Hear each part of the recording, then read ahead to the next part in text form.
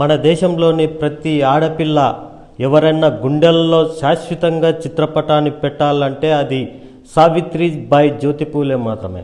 అయితే శాశ్వతంగా గుండెల్లో పెట్టుకునే అర్హత కూడా ఆమె చిత్రపటానికే ఉంది.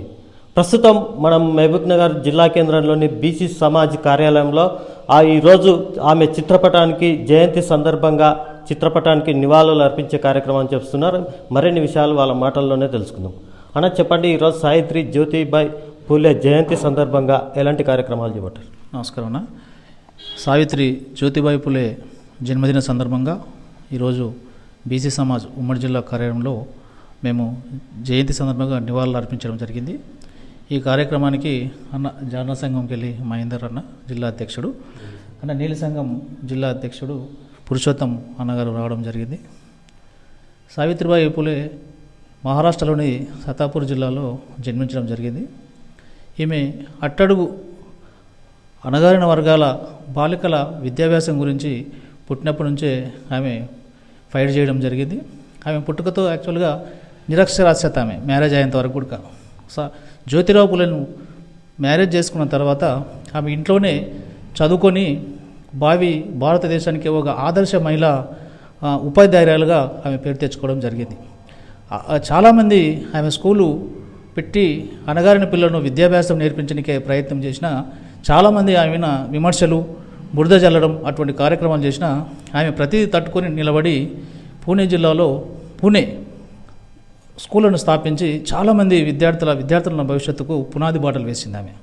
అటువంటి మహనీయురాలు జయంతి సందర్భంగా ఈరోజు బీసీ సమాజ్ కార్యాలయంలో మేము జయంతి నివాళులు అర్పించడం నిజంగా మా పూర్వజన్మ సుకృతంగా భావిస్తున్నాం.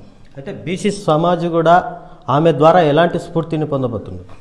ఆమె స్ఫూర్తితో బీసీలందరూ ఏకతాటి మీద ఉండి మహిళల గురించి కానీ రాజ్యాధికార దిశగా అడుగులు వేసి అందరూ స్వశక్తితో పైకి వచ్చినప్పుడే అణగారిన వర్గాల ఏదైతే బీసీ ఎంబీసీ కులాలు ఉన్నారో వాళ్ళందరూ విద్యాభ్యాసం కానీ ఆర్థికంగా కానీ సామాజికంగా కానీ వాళ్ళు నిలదొక్కునేందుకు అవకాశం ఉంటుంది. కాబట్టి బీసీ సమాజ్ ఎప్పటికి కూడా వాళ్ళ పక్షానే ఉంటుంది, వాళ్ళ పక్షాన్నే పోరాడతాం.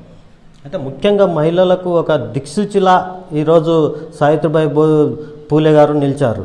అయితే ఇక్కడ మీరు కూడా ఆ మహిళలకు ఎలాంటి సాధికారత సాధించడానికి పోరాటం చేయబోతున్నారు? తప్పకుండా అండి.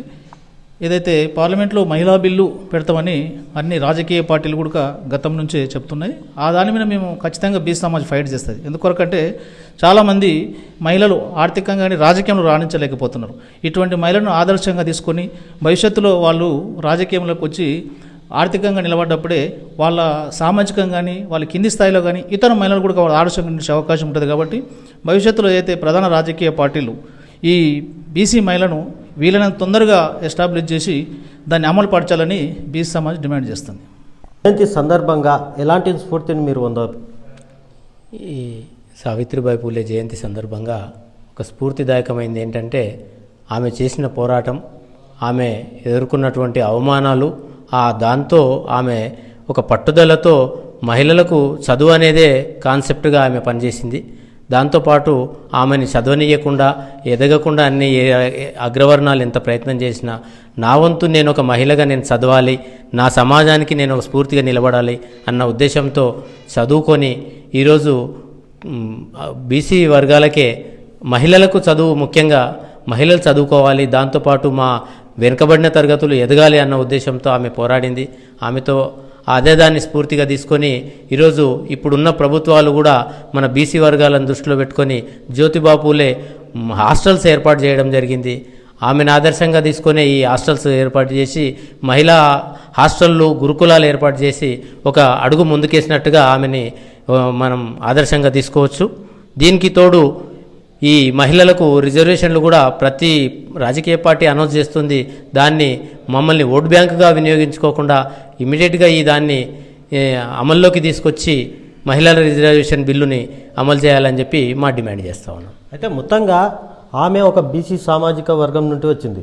ఈరోజు మీరు ఒక బీసీ సమాజ్ అనే ఒక సంస్థని స్థాపించి ఈ రెండు ఒకే సింక్ ద్వారా మీరు ఏమి భవిష్యత్తులో ఎలాంటి కార్యాచరణ చేయాలి, మీ ఉద్దేశము ఈ బీసీ సమాజ్ ద్వారా మీరు జనాలకి ఏం చెప్పబోతున్నారు? ఇప్పుడు ప్రస్తుత మన భారతదేశంలో బీసీలుగా 52% జనాభా ఉన్న మన బీసీలు ఇటువంటి పుణ్యమూర్తుల వాళ్ళని ఆదర్శంగా తీసుకొని మా కులగణన చేపట్టాలి, మా ఓటు బ్యాంకును వాడుకుంటున్నారు, మేము పల్లకి మోస్తున్నాం తప్పిస్తే పల్లకిలో అగ్రవర్ణాలు కూర్చుంటున్నాయి. ఈరోజు మా బీసీలకు కూడా పల్లకిలో కూర్చునే అవకాశాలు రావాలి, వీళ్ళని ఆదర్శంగా తీసుకొని ఇవి అమలు చేయాలని చెప్పి ప్రభుత్వాన్ని డిమాండ్ చేస్తూ ఉన్నాం. మీరు చెప్పండి సార్, ఈ జ్యోతిబాయి పూలే సందర్భంగా ఈరోజు బీసీ సమాజ్ ద్వారా మీరు ఏం చెప్పబోతున్నారు?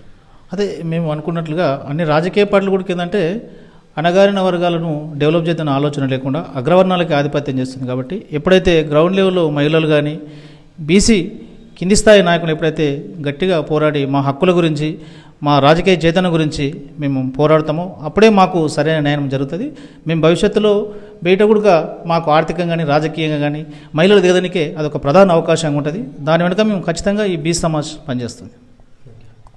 మొత్తంగా మహిళా అధికారత సాధించడానికి మా బీసీ సమాజ్ అనేది నిరంతరం శ్రమిస్తూ వారి పాటుపడటం మా ముఖ్య ఉద్దేశం అంటూ కూడా తెలియజేస్తూ ఉన్నారు.